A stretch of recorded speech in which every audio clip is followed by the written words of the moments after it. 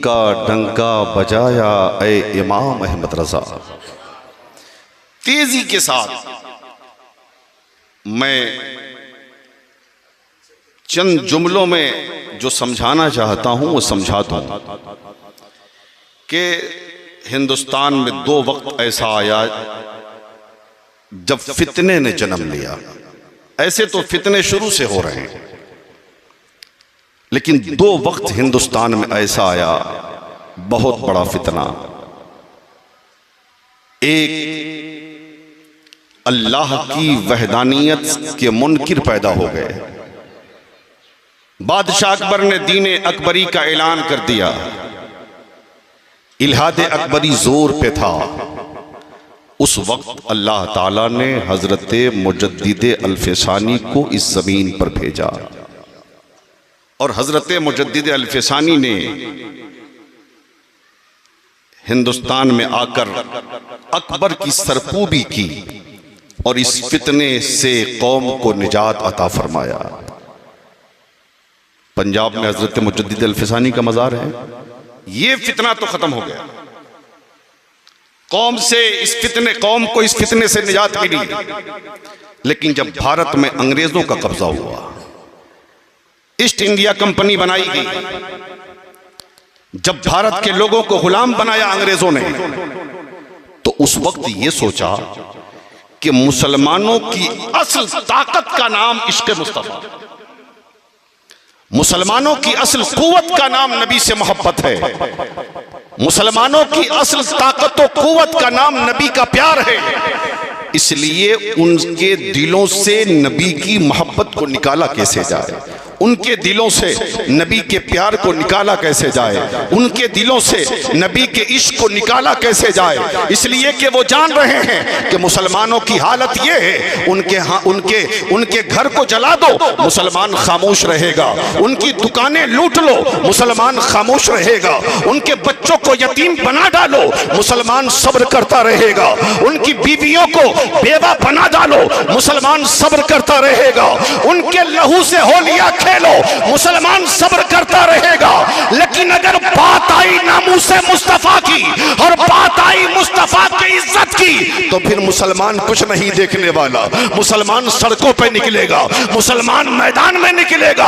अपनी जान तो दे सकता है, लेकिन मुस्तफा के नामूस पे हमला ये मुसलमान कभी बर्दाश्त नहीं करेगा। नारे तकबीर, नारे रिसालत, मसलके आला हजरत फैजाने सरकारे सुरकाही उर्से रज़वी। नारे तकबीर, नारे रिसालत। बहुत अच्छी तरह समझा था ईसाइयों ने इस चीज़ को, बहुत अच्छी तरह समझा था यहूदियों ने इस चीज़ को। तो इन लोगों ने सोचा कि कैसे मुसलमानों के दिल से नबी का इश्क निकाला जाए, नबी की मोहब्बत निकाली जाए, नबी का प्यार निकाला जाए। इसलिए ज़रूरी था कि मौलवी पैदा किया जाए, ऐसा मौलवी जो कुर्ता भी उसका इन्हीं जैसा हो, पायजामा भी इन्हीं जैसा हो, टोपी भी इन्हीं जैसी हो, चेहरे पे दाढ़ी हो। लिहाजा वहीं से देवबंदियत की बुनियाद पड़ी। इन लोगों ने देवबंदियत को फरोग दिया, मौलवी पैदा किए जो आके कहने लगे नबी को माज़ल्ला इल्मे गैब नहीं, मुस्तफ़ा मालिक को मुख्तार नहीं है, या अल्लाह के वली मर के मिट्टी में मिल गए, इनके आगे सलाम पढ़ो, इन पर दरूद पढ़ो। ये बिल्कुल भी सही बात नहीं है। इस तरीके से हालात दुनिया के सामने आए और हिंदुस्तान में ये फितना जन्म लेने लगा। तो जब जब कोई फितना जन्म लेता है, अल्लाह एक मुजद्दिद पैदा करता है, एक मूसा पैदा करता है। और जब ये फितना जन्म लिया तो बरेली में इमाम अहमद रजा अहमद की रजा बनकर तशरीफ लाए। अहमद की रजा बनकर इमाम अहमद रजा नकी अली खां के घर में। अब तारीख उठाएं, आला हजरत की 68 साला हयात ज़ाहिरी का मुताला करें। कभी इमाम अहमद रजा ने अपने बाप के नाम का झंडा नहीं लगाया, अपने दादा के नाम का झंडा नहीं लहराया। अगर झंडा लहराया है तो मदीने वाले के नाम का, अगर झंडा लहराया है तो बगदाद वाले के नाम का, इमाम अहमद रजा चले तो मुस्तफ़ा के दीन के लिए, बोले तो मुस्तफ़ा के दीन के लिए, खाए तो मुस्तफ़ा के दीन के लिए, तन्हाई में मुस्तफ़ा के दीन के लिए, जलवत में मुस्तफ़ा के दीन के लिए, खलवत में मुस्तफ़ा के दीन के लिए, हज़र में मुस्तफ़ा के दीन के लिए और सफर में मुस्तफ़ा के दीन के लिए 68 साल हयात ज़ाहिरी इमाम अहमद रजा की वक्त थी मुस्तफ़ा के दीन। इसलिए पूरी दुनिया की यूनिवर्सिटियों में रिसर्च हुआ, यार एक ऐसा शख्स है, एक ऐसा शख्स है जिसकी उम्र 68 साल है, 68 साल है मात्र। समझ रहे हैं शकील भाई? सिर्फ 68 साल। बचपना इसी में, जवानी इसी में, बुढ़ापा इसी में, खाना इसी में, पानी इसी में, सोना इसी में, दुनिया की जरूरियात इसी में, सारे मामलात इसी में। उसके बाद इमाम अहमद रजा ने 1300 किताबें लिख कैसे दी? जब रिसर्च हुआ और इमाम अहमद रजा की 68 साल जिंदगी के लम्हात को जब एक तरफ रखा गया और किताबों को एक तरफ रखा गया और जोड़ा गया, तो इस नतीजे पे प्रोफेसरान पहुंचे कि इमाम अहमद रजा हर 4.5 घंटे में कौम को एक नई किताब देते नजर आ रहे हैं, एक नई किताब देते नजर आ रहे हैं। है कोई ऐसा? ऐसे में यह दुनिया नाम थोड़ी ना लेती। आज तो दुनिया मतलब ही इतनी है, हाँ? अगर बेटा बाप को खर्चा ना दे तो घर से निकाल दे, मीरास से बिल्कुल उसको खारिज कर दे। शौहर बीवी को खर्चा ना दे तो बीवी घर छोड़ के भाग जाए।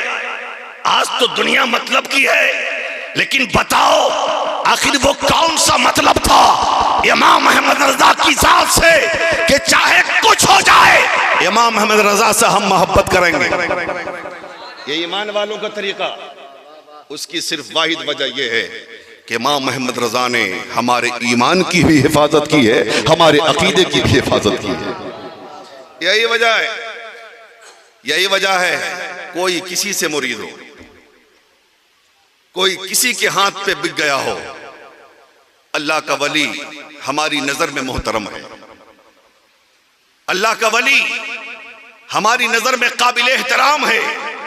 मैं कहता हूं बगदाद के गौसे आजम का मर्तबा अपनी जगह, अजमेर के गरीब नवाज का मर्तबा अपनी जगह, किचौसा के मखदूम अशरफ का मर्तबा अपनी जगह, पंडवा के अलाउल हक पन्नवी का मर्तबा अपनी जगह, बिहार के मखदूम बिहारी का मकामो मर्तबा अपनी जगह। ये सब अपनी जगह है, लेकिन दुनिया का कोई शख्स अगर कहीं भी खड़े होकर नबी पर सलाम पढ़े, जमाना कहता है ये बरेलवी है,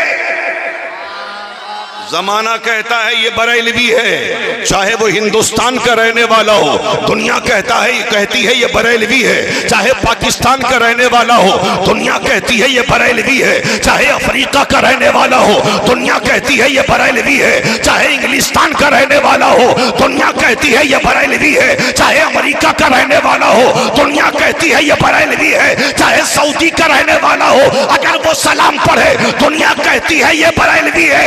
इसीलिए ये कहता हूं इमाम अहमद रजा हमारी शान का नाम है, इमाम अहमद रजा हमारी पहचान का नाम। नारे तकबीर, नारे रिसालत, नारे रिसालत, फैजाने सरकारे सुरकाई, फैजाने सरकारे सुरकाई, उर्से रजवी, नारे तकबीर, नारे रिसालत।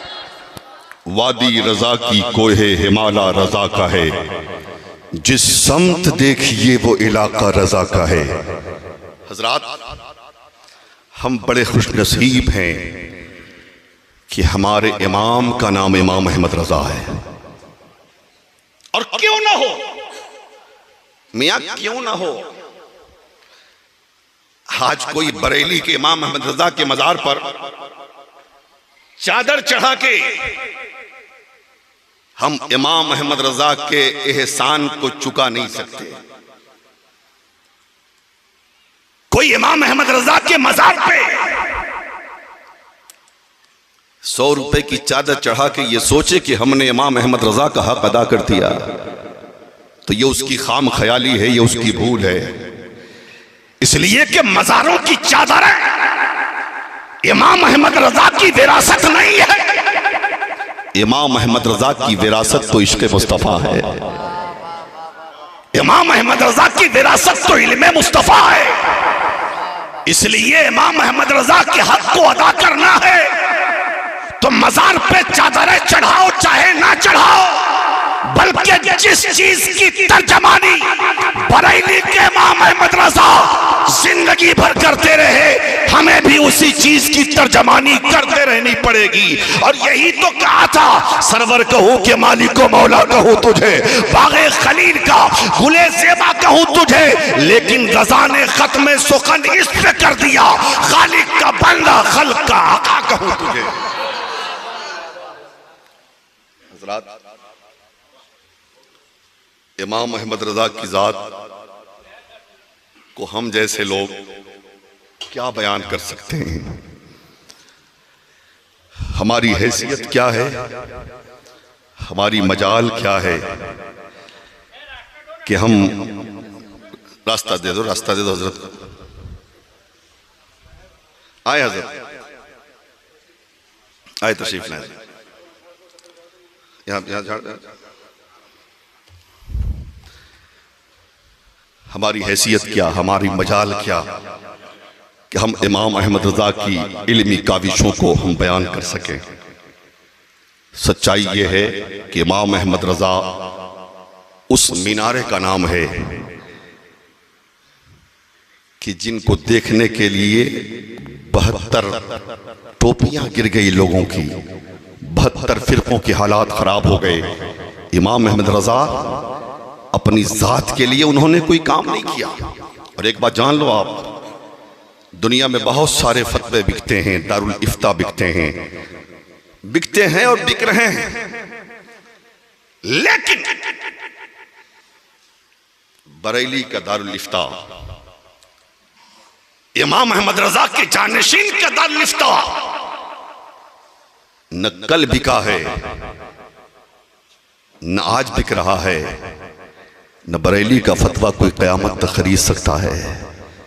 और आपने देखा ना, आपने देखा इमाम अहमद रजा के बाद सरकार मुफ्ती आज़म हिंद का दौर आया, नसबंदी का बहुत बड़ा फितना हिंदुस्तान में पैदा हुआ, बहुत सारे मुफ्ती खरीद लिए गए, दारुल इफ्ता को पैसे के जोर पे खामोश कर दिया गया। हुकूमत ने अपने एतबार से फतवा देने का हुक्म सादिर कर दिया। सारे दारुल इफ्ता एक तरफ, बरेली का दारुल इफ्ता एक तरफ, हर तरफ फतवा पहुंचा, सबने फतवा दिया हुकूमत के एतबार से, हुकूमत के हुक्म के एतबार से। लेकिन जब सरकार मुफ्ती आज़म हिंद तक वो फतवा पहुंचता है, वो सवाल इमाम अहमद रजा के साहिबजादे सरकार मुफ्ती आज़म हिंद ने फरमाया, हुकूमत कुछ कहे, मुस्तफ़ा रजा नबी की शरीयत से कभी भी समझौता नहीं कर सकता है। मुस्तफ़ा जाने रहमत का जो हुक्म है, मुस्तफ़ा रजा वही हुक्म सादिर करने वाला है। जब बरेली से फतवा निकला है, पूरे हिंदुस्तान में हाहाकार मच गया। दारुल इफ्ता तो हमारे एतबार से फतवा दे रहे हैं, ये कौन है बरेली का मुस्तफ़ा रजा जो अपने एतबार से, अपने दीन के एतबार से, अपनी शरीयत के एतबार से, अपने नबी के कानून के एतबार से फतवा दे रहा है। आ गए, दिल्ली तो करीब है ना बरेली से, इंदिरा गांधी की हुकूमत थी, लाओ गिरफ्तार करके लाओ। हाँ, कैसे हिम्मत पड़ी बरेली के मौलाना की कि वो हुकूमत के खिलाफ फतवा दे। लेकिन बरेली के गुलामों ने, चाहने वालों ने कहा, जालिमों तुम समझते नहीं हो, तुमने बहुत गलत जगह पे हाथ डालने की कोशिश की है, तुमने बरेली को ललकारा है। इतना आसान है, मेरे पीर मुस्तफ़ा रजा को तुम बरेली से उठाकर दिल्ली जेल में ले जाओगे, गिरफ्तार करोगे। सुनो, जब तक हिंदुस्तान में एक एक मुस्तफ़ा का आशिक है, मुस्तफ़ा रजा के बाल को पीका नहीं किया जा सकता है। और दुनिया ने देखा कि हुकूमत को भी झुकना पड़ा। यह है बरेली का फतवा। हजरात, इसलिए हम कहते हैं इमाम अहमद रजा कि असल पूंजी इमाम अहमद रजा ने जो तबलीग की है, जो काम किया है, वो नबी के इश्क पे किया है, नबी के इश्क पे। इसीलिए तो जब आज से 106 साल पहले विसाल हुआ इमाम अहमद रजा का, आला हजरत का विसाल हुआ, तो शाम में एक शामी ने ख्वाब देखा कि सारे सहाबा बैठे हैं, मुस्तफ़ा तशरीफ फरमा है, लेकिन कोई कुछ बोल नहीं रहा है, खामोशी छाई है मजमे पे। वो शामी बुजुर्ग कहते हैं, या रसूलल्लाह, किसका इंतजार हो रहा है, क्यों सन्नाटा है, क्यों खामोशी है? आका फरमाते हैं, बरेली के इमाम अहमद रजा का इंतजार हो रहा है, बरेली के इमाम अहमद रजा का इंतजार हो रहा है। वक्त मालूम कर लिया, देख लिया कहाँ है बरेली, कहाँ बरेली हिंदुस्तान में है, यूपी एक राज्य है, वहाँ शहर बरेली है, बरेली में महल्ला सौदागरान है, उसी सौदागरान का है एक मेरा आशिक जिसे ज़माना अहमद रजा कहता है। वो मुल्क शाम से मिलने आए, ये सोचकर कि वो जात कितनी अजीम होगी, वो जात कितनी बड़ी होगी, उस जात का मकाम कितना ऊंचा होगा, जिनका इंतजार मुस्तफा जाने रहमत करें। आ गए मुल्क शाम से सफर करके, बरेली पहुंचे, महल्ला सौदागरान गए। जब गए, अब पता लगाया तो मालूम पड़ा कि सरकार आला हजरत का विसाल हो गया। वक्त मालूम किया तो वही वक्त था, टाइम मालूम किया तो वही टाइम था जिस वक्त उन्होंने हुजूर को इमाम अहमद रजा का इंतजार करते देखा था, आला हजरत फाजिल बरेलवी का इंतजार करते देखा था। बहरहाल मदार पे हाजिरी हुई। तो ये शान है फाजिल बरेलवी की, ये शान है बरेली के अहमद रजा की। आज जाके देखो ना, पूरा बरेली दुल्हन की सजा दिया गया, हर तरफ आशिकों का मेला लगा है, आशिकों का मजमा लगा है, और अपने मोहसिन की बारगाह में खिराज अकीदत व मोहब्बत उशाक पेश करते नजर आ रहे हैं। समझ रहे? इसलिए हमें भी चाहिए कि हम भी हर साल जब जब मौका मिले अल्लाह के नेक बंदों की बारगाह में हम खिराज अकीदत व मोहब्बत पेश करें। और आज भी वो फितना जन्म ले रहा है, बस आखिरी 1 मिनट, आज भी वो फितना, आज भी मुस्तफ़ा जाने रहमत की शान अतहर में, शान बाबरकात में गुस्ताखियाँ हो रही हैं। वो हिंदुस्तान जो सोने की चिड़िया थी, और आईने हिंद में ये है कि कोई किसी धर्म का मानने वाला दूसरे धर्म के पेशवा के खिलाफ कुछ बोल नहीं सकता।